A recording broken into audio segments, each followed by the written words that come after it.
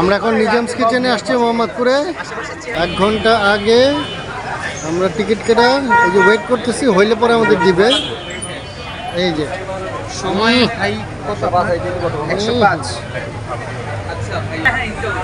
এই যে পাকিস্তানি মালাই চিকেন কড়াই আর একটা হচ্ছে হারিয়ালি চিজ চিকেন, দুইটাই অর্ডার করছি। এই যে কত কত মানুষ সবাই ওয়েট করতেছে খাওয়ার জন্য এটা।